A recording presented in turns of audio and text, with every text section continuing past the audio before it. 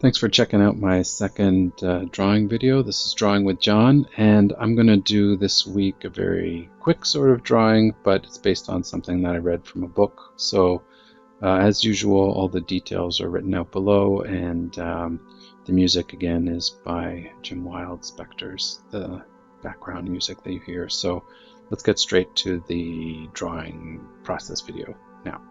So I got this idea for this drawing from this book I was reading. I wanted to go back and read some of the Avatar series in the Forgotten Realms books, which are the set of stories about the gods being kicked out of heaven and becoming, or the whatever, outer planes, and becoming human and traveling around and being vulnerable and stuff. That all leads up to the Baldur's Gate video games, or at least that's the setting the Baldur's Gate video games take place in, where one of the deities is, the avatars of the deities are in the game.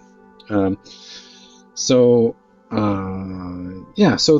the, the initial impetus to read these books was to get some of that background. I played those games when I was a kid and stuff, and so I find I never went and read these books, so I decided to try and read them. I found ebooks, EPUB versions of them, and so I can't give the page number, but one of the descriptions of a scene in this book is what gave me the mental image that I wanted to draw. So the book itself is terrible, the story is stupid.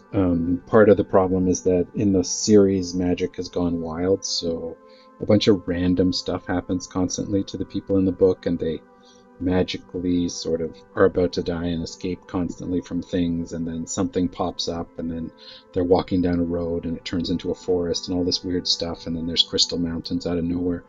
All these things that are supposed to indicate that reality has been shaken by this event, but it also makes the story really sort of dumb and kind of random.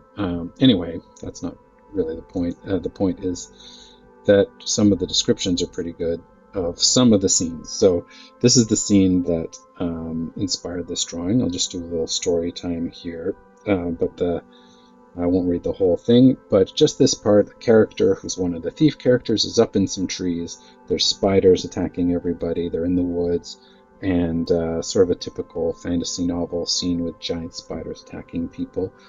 But this character he's attacked in the trees, and there are also spiders, like trapdoor spiders, hiding in the ground. So as it says, that second paragraph, there's a sound beside him.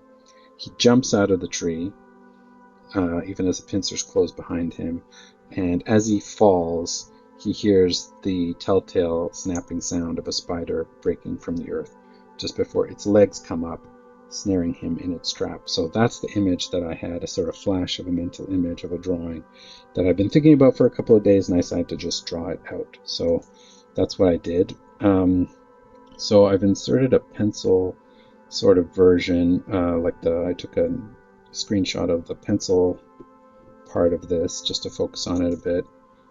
So here's the pencil version of the drawing. I just sat down and drew this out quickly. So you can see at the top there's a little thief dude, and he's falling. He's got a rope there, but he's sort of leapt out of the tree that he's in. I didn't bother drawing the trees or any background or anything like that. And then I just had a mental image of these legs reaching up out of the ground for him. So this bottom part, it might end up, once this is all black, my intention is to make this all black. So once this is darkened in, that the spinnerets on this spider might double in some people's imagination for like a maw. Like they might see that as the mouth, like as though the spider has a beak. It doesn't, but that's fine by me if that's the way it sort of strikes people. It's a pretty simple drawing, but I expect it to be just like a small bit of filler illustration someone could put somewhere when they're discussing the adventures in their whatever publication they're making for some fantasy thing. So just to get down to the actual process part of this, it starts out as usual with me just doing the inking, and here I'm using my 01 pen. This time it's a Prismacolor pen. I have a bunch of these, so last time I think it was a Micron, this time it's a Prismacolor. It doesn't make any difference to me. There goes my sponsorship, my Micron sponsorship. Anyway, so all I'm interested in here. I've drawn more details than I actually need, just figuring out like what would be cool, because I'm really just going to make this spider completely black. And the thief figure is so small that the shape, the face, and all that kind of stuff, none of it needs any details on it.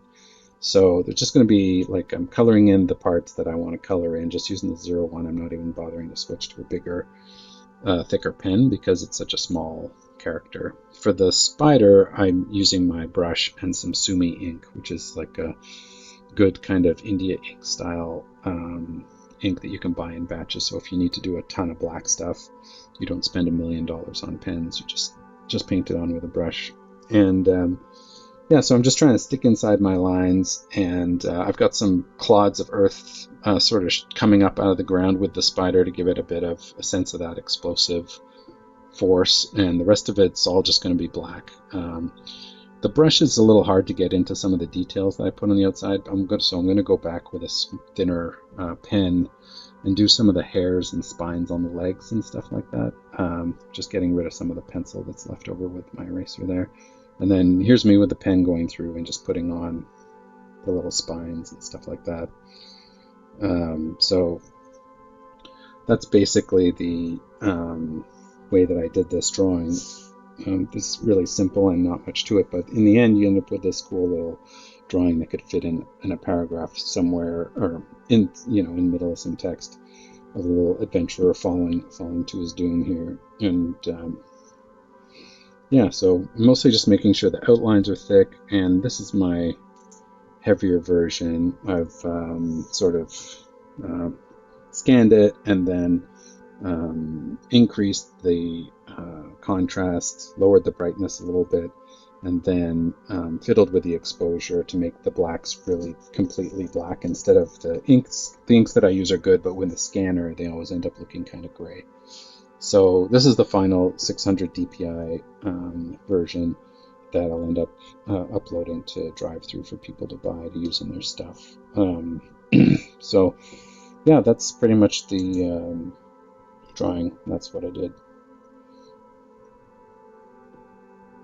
So that's the drawing. I hope you liked it. Yeah, so if you want to see the full detailed version on drive-through, just click through the link below. You can purchase it for use in your products, your third-party stuff, or your whatever kind of role-playing game stuff you're making. You can use that drawing in there. Just buy it from my store. So thanks a lot, and see you next week.